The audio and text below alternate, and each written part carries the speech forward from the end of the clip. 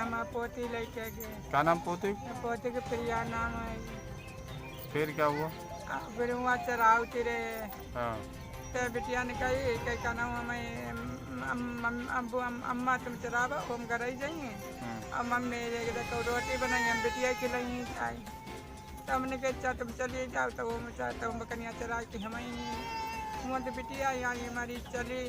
हम देखते रहे गन्ना के मोड़ अपनी सड़क पर लो हमें दिखा दे तांडो में देखते रहे बिटिया हमारी भी गई आलम आलम जब हुई गई बिटिया हमारी तो हमने बिटिया के हमने देख नहीं पाया।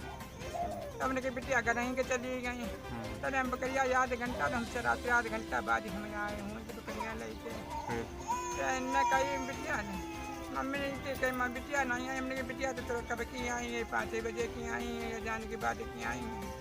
अब बिटिया का घर नहीं आई हूँ तो हमें आए हमने बकरियाँ बांधे बिटिया के ढूंढे हमने के बरात है तो बरात में हमने किताब का पता बरात थे कहने बरात नहीं तो वहाँ मिली नहीं मैं प्रेम गया ढूंढने का कौन न लगे।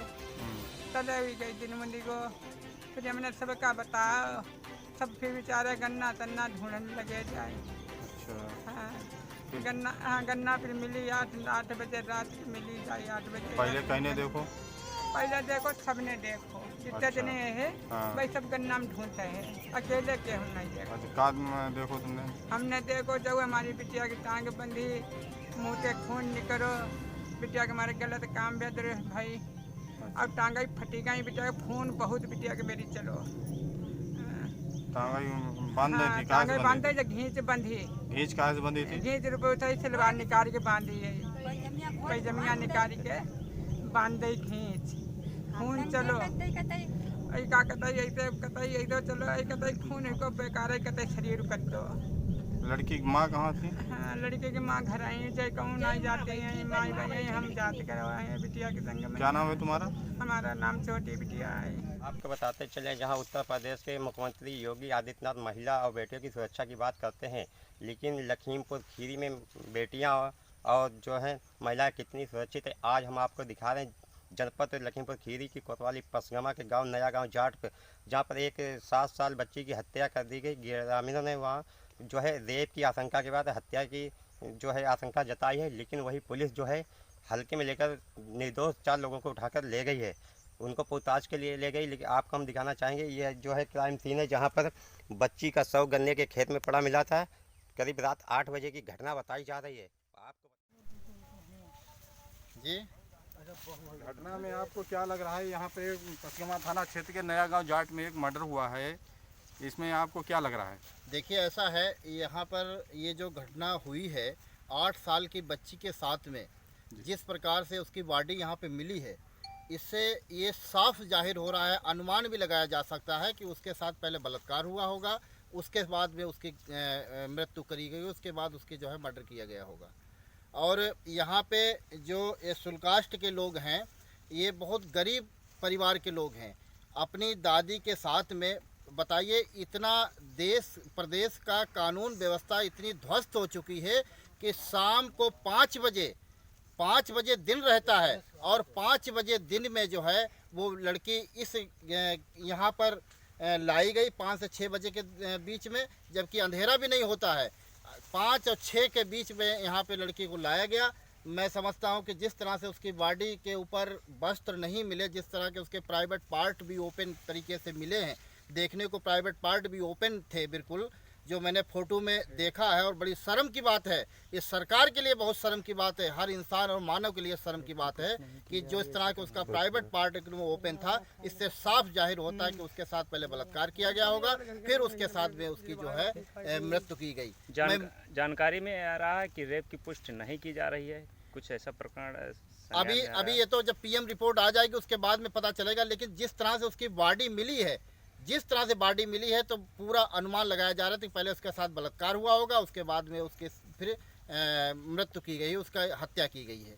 ये जघन्य अपराध है। मैं सरकार से मांग करता हूं कि इस परिवार को पहले तो सुरक्षा मुहैया कराई जाए उसके बाद में इस परिवार को आर्थिक सहायता के रूप में करीब 50 लाख रुपए की मदद की जाए। ये मैं उत्तर प्रदेश सरकार से मांग करता हूं और हमारी पार्टी पॉलिटिकल जस्टिस पार्टी इस मुद्दे को लेकर पूरे देश के अंदर प्रोटेस्ट करेगी जहां जहां हमारे संगठन के लोग हैं। मैं कल ही अपने लोगों के माध्यम से इसको ज्ञापन सौंपाऊंगा। राज्यपाल महामहिम राज्यपाल को संबोधित एक ज्ञापन सौंपेंगे और मैं मांग करूंगा उत्तर प्रदेश सरकार से कि इस परिवार को जो है करीब 50 लाख की आर्थिक सहायता दी जाए। पूरे उत्तर प्रदेश के अंदर जिस तरीके से इस योगी राज में अपराधी, पुलिस, माफिया और बलात्कारी बेलगाम हो गए हैं, और अगर हम इस क्षेत्र के नाते देखें तो पिछली घटना आप मीडिया कर्मियों को याद होगी, आपके मुड़िया चूड़ामणि में एक घटना पिछले समय में एक दलित समुदाय की ही बेटी के साथ घटित हुई थी, जिसमें मंदबुद्धि की बच्ची के साथ रेप करके उसकी हत्या कर दी गई थी।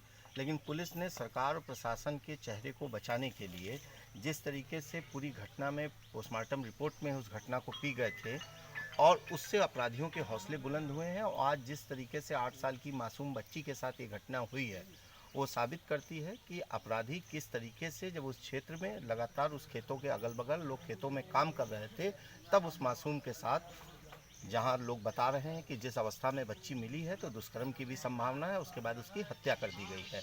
तो इस तरीके से साबित होता है कि योगी राज में पूरी तरीके से अपराधी बेलगाम हो चुके हैं और ये पुलिस का और सरकार का ही नकारापन है जिसके रूप में ये घटना सामने आई है। अब इस घटना के संबंध में अगर पीएम में कुछ आता या ना आता है तो उसके बारे में क्या कहना? निश्चित रूप से समाजवादी पार्टी इस बार किसी भी कीमत पे अपराधियों को छूट के नहीं जाने देगी और हम एक व्यापक आंदोलन में जाएंगे, और अगर प्रशासन अपराधियों को बचाने की कोशिश करेगा तो आर पार की लड़ाई समाजवादी पार्टी लड़ने का काम सूचना है। ये मिल रही कि पीएम जो है रिपोर्ट बदली जाएगी, ऐसा कुछ आ रहा है जानकारी? मुझे लगता है कि ये प्रश्न तो आप लोगों को ज़्यादा उठाना चाहिए, हम इस प्रश्न को उठा रहे हैं, लेकिन ये मीडिया कर्मियों की जिम्मेदारी है कि जिस अवस्था में लड़की की डेड बॉडी मिली है, निर्भया केस, रेप केस के बाद ये स्पष्ट है कि अगर शरीर के ऊपर भी कपड़े नहीं पाए जा रहे हैं और नग्न अवस्था में मिल रही है बॉडी तो उसे भी रेप का ही एक हिस्सा माना जाएगा। तो ऐसी स्थिति में बलात्कार और आपके कत्ल दोनों चीज़ों की बहुत साफ साफ स्थिति स्पष्ट है, और अगर प्रशासन इसको बचाने की कोशिश करता है तो निश्चित रूप से प्रशासन और सरकार अपराधियों के पक्ष में खड़ी है। हम जनता के पक्ष में खड़े होकर इनकी आवाज़ को बुलंद करने का काम करेंगे। इस क्षेत्र में लगातार चौथी बार ये चौथी घटना है, लगातार सब मिलते हैं और महिलाओं के साथ ही ये घटनाएं घटित होती हैं। प्रशासन इस पे क्या कोई एक्शन लेगा या कार्रवाई करेगा या नहीं करेगा? आप हमसे बेहतर जानते हैं कि उत्तर प्रदेश के अंदर बाबा चिन्मयानंद से लेकर कुलदीप सेंगर जैसे बड़े बलात्कारी जो आरोपी हैं, जो जेलों में सज़ा काट रहे हैं, जो जनता के दबाव में जिन्हें जेल भेजा गया था, लेकिन योगी राज उनको बचाने के लिए दिन रात एक कर दिया। रायबरेली की मासूम बच्ची को, उनके परिवार को ट्रक के नीचे दाब के मार दिया गया। जब सरकार बलात्कारियों के पक्ष में खड़ी है तब आप क्या उम्मीद करते हैं कि गरीब परिवार को, दलित परिवार को या पीड़ित परिवारों को न्याय मिलने की आप उम्मीद करते हैं? ये पूरा का पूरा राज अपराधी, बलात्कारियों, दंगाइयों का राज है और इसके खिलाफ हम समाजवादी पूरी तरीके से जनता के पक्ष में खड़े हैं।